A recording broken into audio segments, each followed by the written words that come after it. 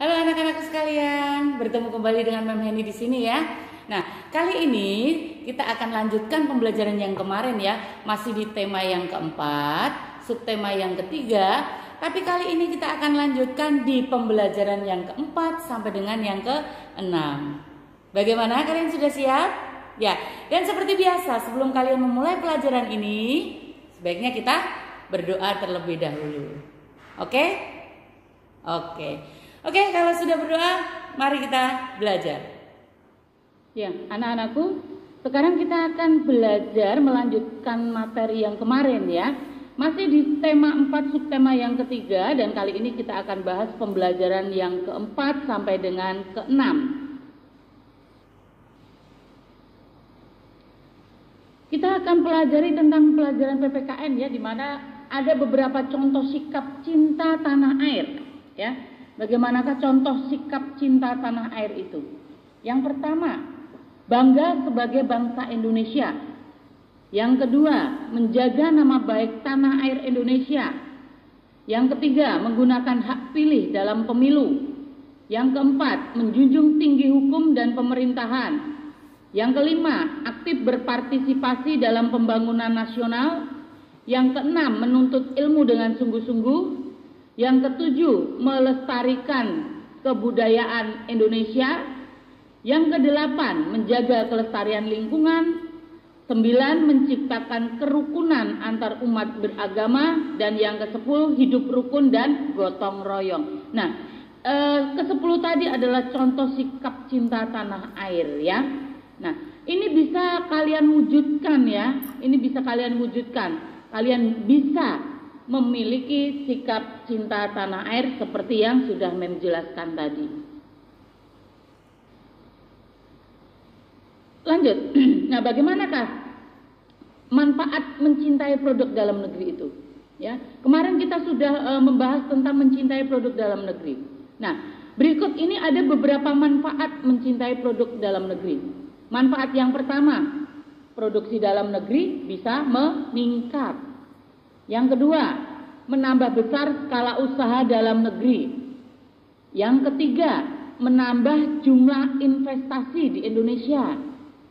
Manfaat yang keempat, meningkatkan jumlah lapangan pekerjaan. Manfaat yang kelima, mengurangi angka kemiskinan dan kriminalitas. Yang keenam, menambah jumlah pendapatan nasional. Manfaat selanjutnya, meningkatkan pertumbuhan ekonomi negara. Dan manfaat yang kedelapan yaitu meningkatkan kesejahteraan masyarakat. Nah, itu tadi adalah beberapa manfaat mencintai produk dalam negeri. Ya, seperti himbauan pemerintah Indonesia ya, di mana kita harus mencintai produk-produk dalam negeri.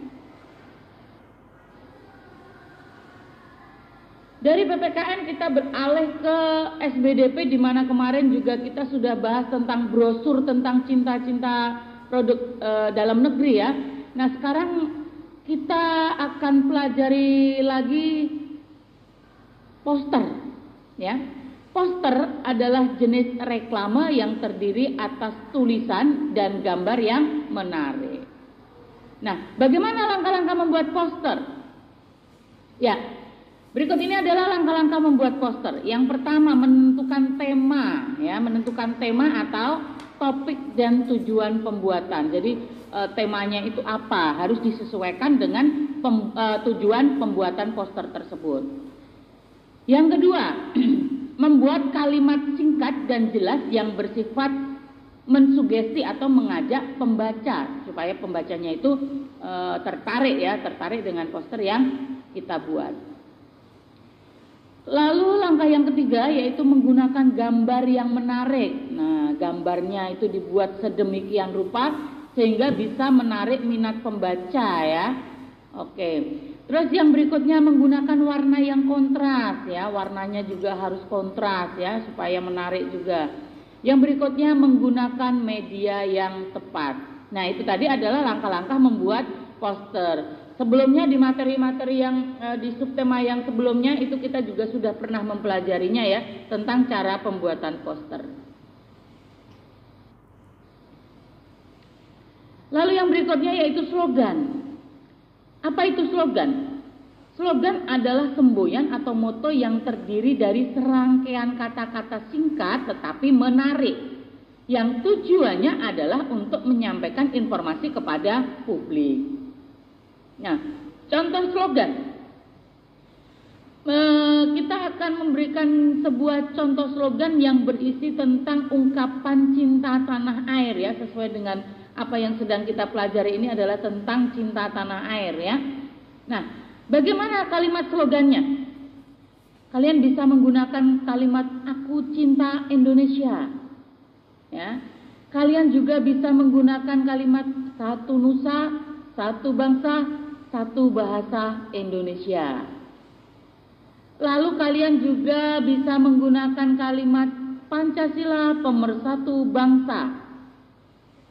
Bisa juga aku bangga menjadi orang Indonesia.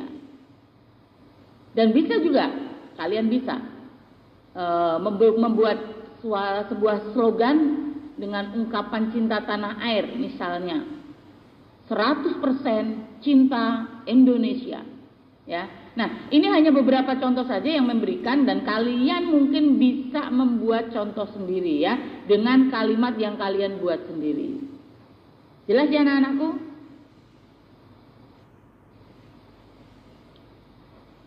Dari SBDP tentang slogan, kita beralih ke IPS, yaitu tentang bentuk kerjasama ASEAN dalam berbagai bidang ya. Nah, di sini kita akan pelajari yang pertama, bidang keamanan.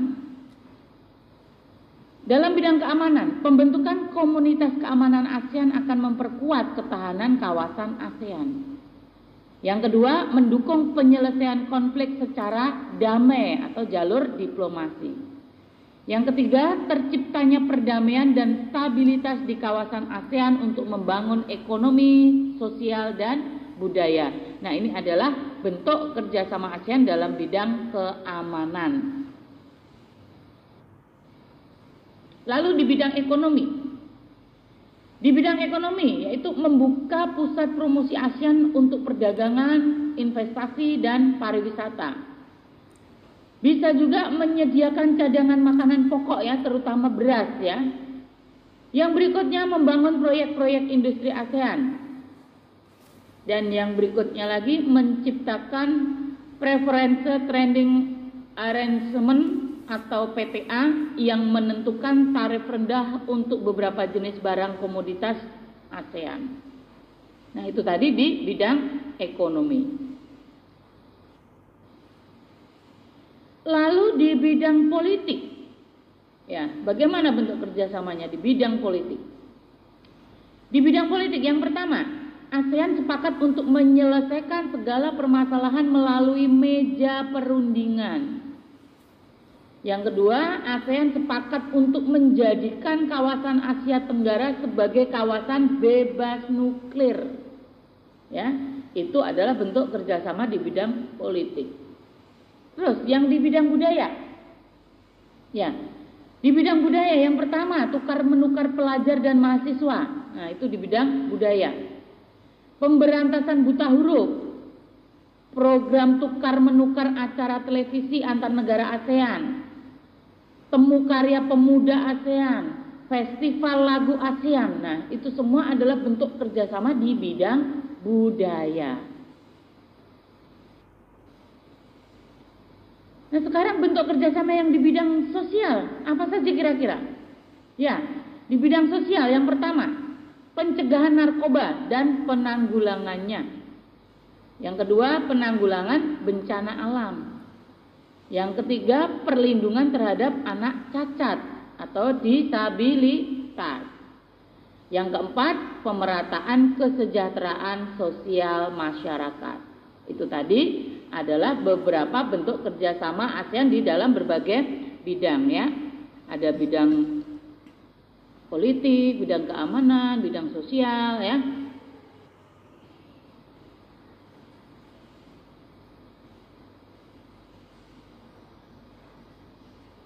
Nah, itu tadi adalah materi yang bisa Mem sampaikan pada pertemuan kali ini.